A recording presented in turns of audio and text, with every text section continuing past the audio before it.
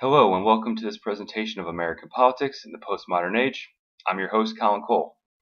Postmodern is a broad, often ill-defined term which has been used across a multitude of disciplines, from art, architecture, and history to sociology, literature, and philosophy. Its meaning is often dependent upon the context in which it's used, and thus often difficult to pin down.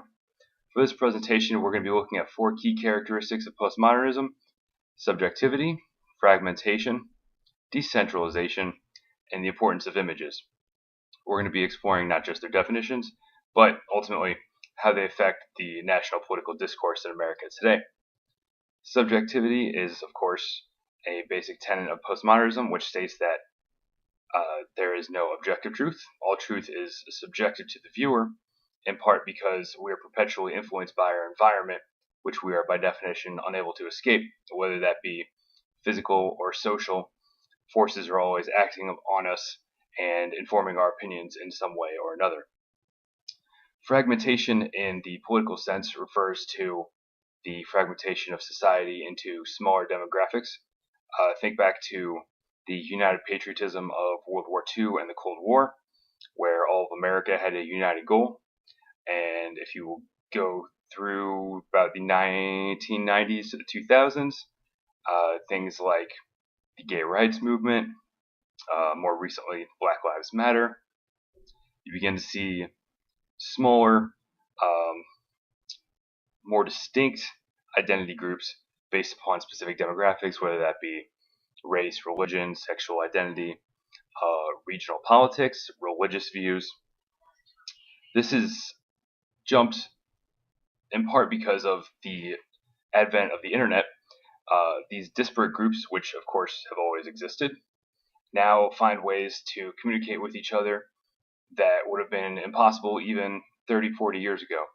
So what we're seeing is groups from across the country uniting under not just geographic consistencies, but identity consistencies, and you can now form entirely new constituencies such that you don't have the state of Iowa, you have urban people and rural people, and people who are artistic and business minded, and people who are conservative and liberal, of course, pro-life, pro-choice, the list goes on. Ultimately, the rise of the internet has led all of these groups to strengthen their bonds within one another, which has had the effect of both making them more segregated from other identity groups, but also uniting them with each other across the country. This has given rise in part to identity politics, which of course is now an undeniable staple of the political landscape. This is yet another hallmark of a fully postmodern political climate. What we're seeing is, as politicians try to appeal to identity politics, which of course is the way to most constituents' hearts, right? You want to appeal to their emotions and speak to them on a personal level. What we're seeing is, as politicians try to appeal to this, the facts and pragmatic solutions, the bipartisanship is going by the wayside. We're finding that, or rather politicians are finding that it's ultimately, in a sense, more profitable to do one of two things: either secure their place very, very tightly within a specific niche identity group, or try to have broad overarching ideas that can capture some of a series of constituencies. We're seeing things like the Tea Party and the hard right, of course, who have developed a very, very strong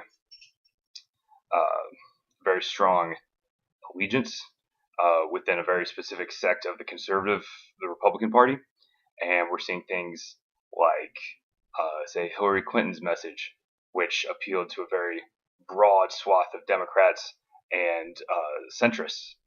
She didn't just get Democrats, she didn't just get women, she didn't just appeal to the LGBT crowd, she appealed to third wave politicians, she appealed to pro-business people, she appealed to people who didn't like the extremism of the right. Now, ultimately, that wasn't successful, but it highlights another method that you can go. Unfortunately, this still leaves us with leaving the facts, the pragmatic solutions by the wayside because identity politics is so powerful. However, some of the tenets of postmodernism that have caused this problem are also helping to counteract it. Within the last couple political cycles, political memes have blown up to such a degree that they have almost begun to be a political force in their own right.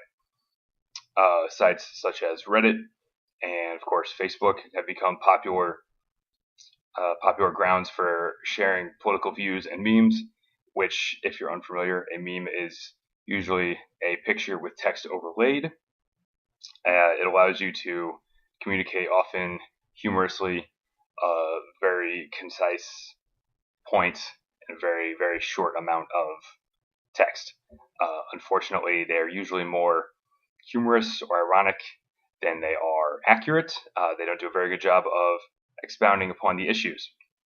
Now, once again, this puts us back in the same issue as identity politics, but it does allow for discourse between people of a wide variety, and more importantly, it allows anybody to be the creator of media and political messages, which is where this whole circle of postmodernism causing us political problems comes back around to solve them for us to a degree. Since anybody can be the creator of, for example, political memes, or more broadly, political media, it gives power to the average Joe citizen more than at any time in modern history. Now, this, of course, can be good or bad depending on how intelligent the average Joe is. But what it does is gives the people an outlet, and not just for humor or wry points, but a chance to connect with each other on a scale not previously seen. We're seeing a lot more grassroots activism because of this. Things like the progressive faction of the Democrats that Bernie Sanders helped inspire, of course, the alt-right and the Tea Party additionally. These are all results of people being able to reach each other through the internet, through a decentralized system. There's no clear leadership in many of these movements, and they function just fine because everyone has open communication, and it's a flat instead of hierarchical order system. And what we're seeing is the possibilities politically and socially appear to be just as endless for positive change as for negative. Now, of course, with all this comes the potential for exploitation and the necessity of doing your research as a citizen, which unfortunately some are of the view that that may be asking a lot. But this is, to be sure, an exciting time. Requires due diligence, absolutely, but certainly a time that will, I think, revolutionize politics, and for better or worse, the political landscape has definitively shifted.